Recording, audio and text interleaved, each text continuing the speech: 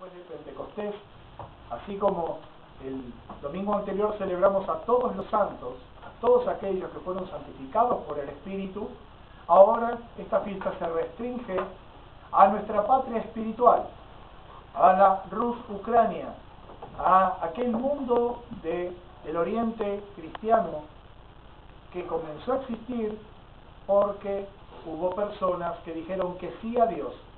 En primer lugar, la santa y apostólica gran princesa Olga.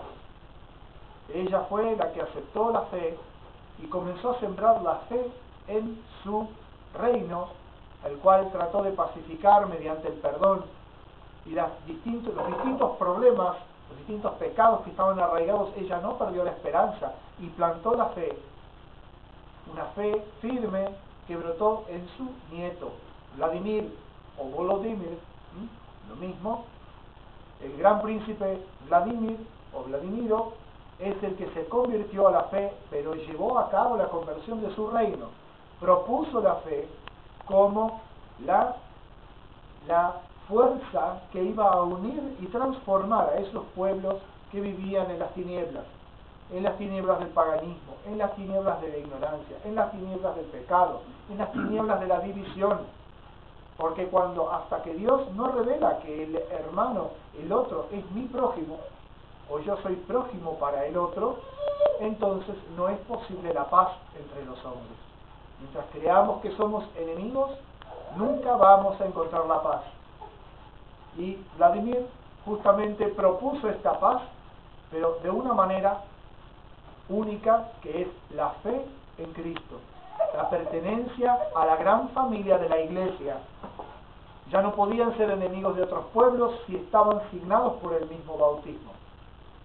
En el Santo Evangelio escuchábamos y veíamos, podíamos decir, estábamos presentes en ese momento en cuando nuestro Señor Jesús ve a unos jóvenes que estaban arreglando las redes para salir a pescar. Jóvenes cuya vida y cuyo futuro consistía en pescar. Ellos se dedicaban a eso, ellos tenían su vida muy bien organizada, un proyecto en este mundo.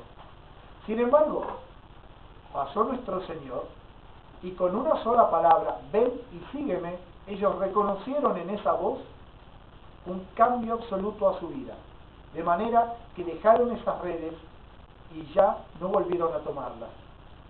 A partir de ese momento y de una sola palabra, se transformaron en pescadores de hombres, en seguidores de Cristo, en sus discípulos y luego en sus apóstoles, las columnas de la Iglesia hasta nuestros días. Podemos preguntarnos qué tenían en el corazón Pedro, Andrés, Santiago y Juan para que con una sola palabra del Salvador hicieran lo que nosotros todavía no hemos hecho. ¿Qué tenían adentro esos jóvenes para que una sola palabra de sígueme hubiese cambiado para siempre su existencia? Así como le pedimos a Dios eso mismo que ellos tenían en el corazón, podemos decir también que tenían en su corazón la voz de Dios, la voz de la conciencia, y nunca acallaron esa voz de la conciencia que los llevaba al servicio de Dios. Seguramente hasta ese momento habrían creído que servir a Dios era estar con las redes en las manos. Pero solamente alguien que está inspirado por Dios para lo que está haciendo puede reconocer que Dios mismo venga y lo invite a otra cosa sin sentir una división en su interior.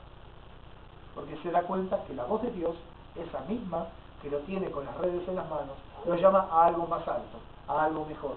Aunque él no comprenda, aunque él no sepa exactamente, pero se confía en la voz aquella que ya conoce, una voz que persuade en lo interior para el bien, que insiste para que exista el perdón, la unión y la paz, para que haya seguimiento de las palabras de Cristo, para que podamos caminar por esa senda muy estrecha, una senda estrecha, fascinante, maravillosa y peligrosa, que es seguir a Cristo. Por eso, cuando miramos a los apóstoles, entonces pedimos a Dios ese mismo don de aprender a escuchar en nuestro corazón. Y cuando miramos a Vladimiro, cuando miramos a Olga, cuando miramos a todos los santos que iluminaron la tierra de la Rus, todo aquel oriente, pensamos en San Teodosio y San Antonio de las Grutas de Kiev, que son los iniciadores de la vida monástica en aquella región.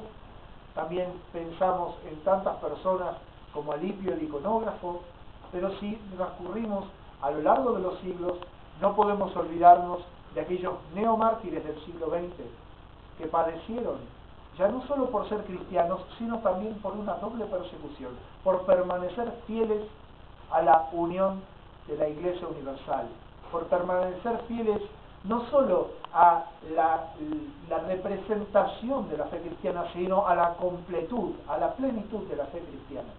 Entonces, esos mártires por partida doble, esos neomártires, entre los cuales algunos ya están canonizados o beatificados y otros están en trámite, no podemos dejar por alto las reliquias que tenemos en nuestro monasterio de los santos obispos Nicolás, Josafat y Pedro, que se desempeñaron en muy difíciles condiciones.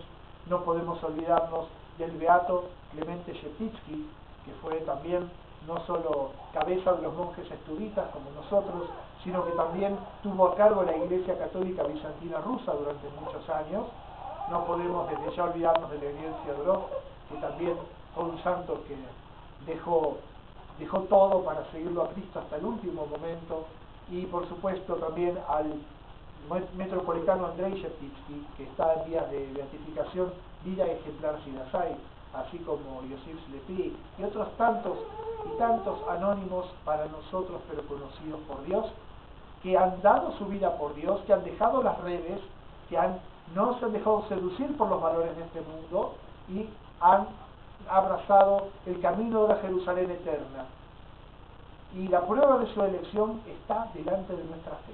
Cuando nosotros creemos en Dios como creyeron ellos, no podemos no sentir paz, no podemos no sentir unión y sentir esa misma gracia que los animó a decir que sí.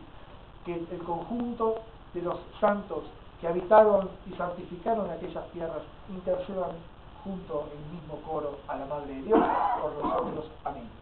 Amén.